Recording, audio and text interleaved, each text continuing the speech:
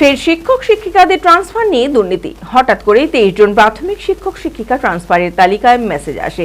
সেই তালিকার প্রথম 3 জনই প্রধান শিক্ষকের নাম, কিন্তু সরকারি নির্দেশ প্রধান শিক্ষকরা ট্রান্সফার হবেন না। ট্রান্সফারকে কেন্দ্র করে এই দুর্নীতির প্রতিবাদে জেলা বিদ্যালয় কাউন্সিলিং ঘেরাও করে বিক্ষোভ প্রকাশ করলেন ABRSM মুর্শিদাবাদ প্রাথমিক শিক্ষক শিক্ষিকা সংগঠন। তাদের দাবি, ঊর্ধ্বতন কর্তৃপক্ষ যতক্ষণ না স্বচ্ছভাবে এই প্যানেল তৈরি করছেন ততক্ষণ এই বিক্ষোভ চলবে।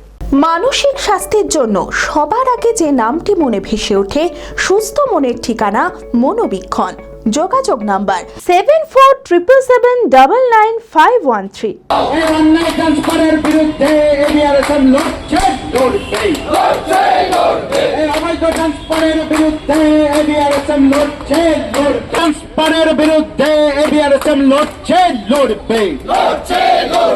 পূর্বতন রাজ্য সরকারের সময় শিক্ষক শিক্ষিকাদের ট্রান্সফার নিয়ে একাধিক অস্বচ্ছতার খবর উঠে এসেছিল, কিন্তু রাজ্যে এখন নতুন সরকার, অথচ শিক্ষক শিক্ষিকাদের ট্রান্সফার নিয়ে ফের উঠে এলো দুর্নীতির খবর।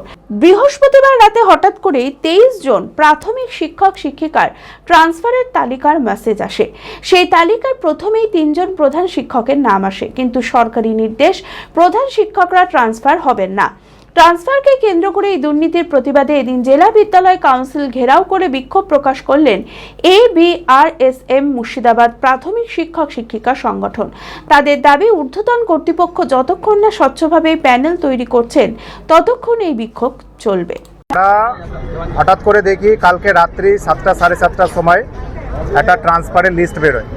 সেখানে 23 জনা দেখি ট্রান্সফারের লিস্টে নাম আছে, প্রাইমারি লিস্ট এটা। এবং সেখানে দেখি হঠাৎ করে দেখি প্রথম লিস্টে দেখি 3 জন হেড টিচারের নাম আছে, কিন্তু সরকারি যে নির্দেশ রয়েছে সেখানে হেড টিচাররা কোনো রকমভাবে ট্রান্সফার হবে না। আবার দুর্ভাগ্যের বিষয় হচ্ছে এই হেড টিচারদের মধ্যে একটা স্কুলে দেখা যাচ্ছে যে 14টা বাচ্চা ছিল, 14 কি 16টা, সেটা রাতারাতি তিনি সবকে ট্রান্সফার আউট করে দিয়ে 0 এনরোলমেন্ট দেখাচ্ছে। আজকে জানা যাচ্ছে যে সেই স্কুলে সেই বাচ্চাগুলো এসেছে। এই যে দুর্নীতি চলছে ট্রান্সফারকে কেন্দ্র করে, সেইটার জন্য আজকে আমরা প্রতিবাদ করেছি।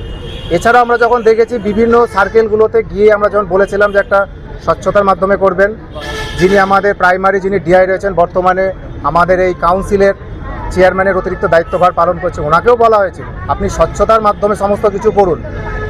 তা উনি সেটা না করে একটা অস্বচ্ছতাকে অবলম্বন করেছেন এবং সেই লিস্টটা বানিয়েছেন। এমনও দেখা যাচ্ছে যে এই অফিসেই চাকরি করে বা তার কেউ প্রাক্তন কর্মী, তার ছেলে বা কারো দিদি, সেও দেখছি অজ্ঞাত কারণে ট্রান্সফার হয়ে গেছে।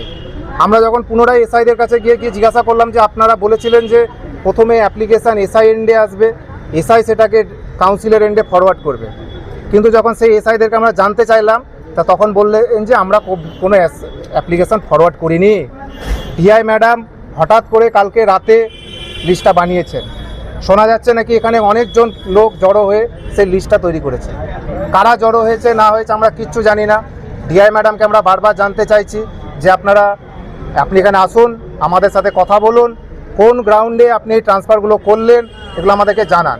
ওনার কাছে যদি লিগাল পয়েন্ট অফ ভিউ থেকে আমাদেরকে যদি ক্লিয়ারিটি দিয়ে দেন আমরা এখান থেকে সরে যাব, নয়তো যতক্ষণ না এই প্যানেল ক্যান্সেল হবে ততক্ষণ আমাদের এই আন্দোলন চলবে। কারণ আমরা দেখেছি বিগত সরকারের আমলেও এই বর্তমান ডিআই আর প্রাক্তন যারা চেয়ারম্যানরা রয়েছে তাদের একটা অসাধু চক্র চলেছে এই জেলাতে। ট্রান্সফারের ক্ষেত্রে কোটি কোটি টাকায় জেলা থেকে উঠেছে, তার ফলস্বরূপ এখানে আবার আজকে সারপ্লাস হচ্ছে। তা হয়তো তারা আবার দ্বিতীয়বার তারা পয়সা তোলার একটা প্রয়াস চালাচ্ছে। সেই জন্য আজকে আমরা ABRSM মুর্শিদাবাদ জেলা শাখার পক্ষ থেকে আজ আমরা কাউন্সিল অফিস ঘেরাও করেছি। চরক স্কয়ার হসপিটাল সুস্থতার একমাত্র ভরসা। জেলায় প্রথম একই ছাদের তলায় সমস্ত অত্যাধুনিক উন্নত মানের চিকিৎসা পরিষেবা, উন্নত মানের IPD, ICU, CCU, NICU, PICU, dialysis, 7টি modular OT, orthopaedic, paediatric, urology, gynaecology, 24 ঘন্টা অভিজ্ঞ চিকিৎসক। এছাড়াও জেলায় প্রথম ক্যাথল্যাব, সিমেন্স, আর্টিসান এক্স মেশিনের পরিষেবা থাকছে চরক স্কয়ার হসপিটালে।